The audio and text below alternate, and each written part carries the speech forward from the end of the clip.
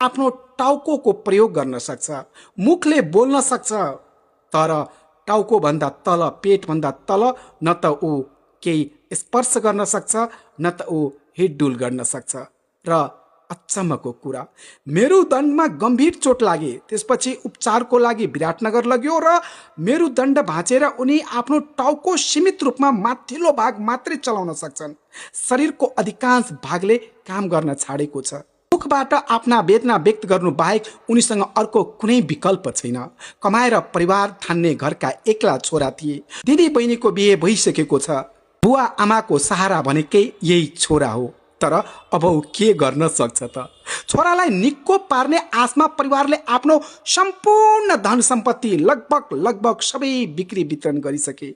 अब मात्र डी र घर बसेको छ, जुन घरमा बस्ने गर्दछ।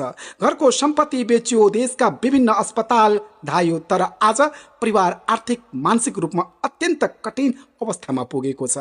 अहिले पनि उनको दैनिक उपचार हेरचाहका लागि खर्च आवश्यक पर्छ। परिवारको एउटा मात्र चाहना छ, यदि सरकार, सम्बन्धित निकाय वा सहयोगी मनहरूबाट साथ मिल्यो भने सायद उपचारको अर्को ढोका खुल्न सक्छ। यो रिपोर्ट कुनै व्यक्तिको दुःखलाई प्रदर्शन गर्न होइन, बरु एउटा परिवारको सङ्घर्ष समाज र राज्यसम्म पुर्याउने प्रयास हो मेरो। हामी सम्बन्धित निकायलाई आग्रह गर्दछौँ, यस्ता पीडित परिवारप्रति संवेदनशील बनोस्, आवश्यक सहयोग र उपचारको पहुँच सुनिश्चित गरिदिनुहोस्। र यदि तपाईँले पनि यसको उपचार, खास गरेर यो मेरुदण्डमा उहाँको मेरुदण्ड भाँचेको छ, यदि कतै कसैको यस्तो समस्या समाधान भएका छन्, कोही निको भएको छ भने तपाईँले कृपया कमेन्टमा लेख्नुहोला। या उहाँ पीडित, खास गरेर ऊ युवक जो अहिले एकदमै गम्भीर अवस्थामा छ, उहाँले स्वयं आफ्नो मुखबाट आफ्नो सहयोगको लागि केही अपील समेत गरेको छ। हम तो यहाँ चाहे छे जे मतलब सब लोग के खुशी आशीर्वाद मिले, साथ सपोर्ट मिले, ताकि हमू कल चले खड़ा भए सकबे, हमू नीक हेबे, हमू सबके हेल्प करबे। फिर खाना पीना, गैस तार, गोली सब चलते रहे छे।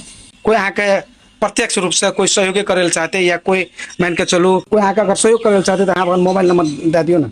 हाँ, मोबाइल नंबर दे छी, लिखो 9709806037, या मोबाइलो, व्हाट्सएप, इमो, ई सेवा यहाँ नंबर छ हमर सब चीज में।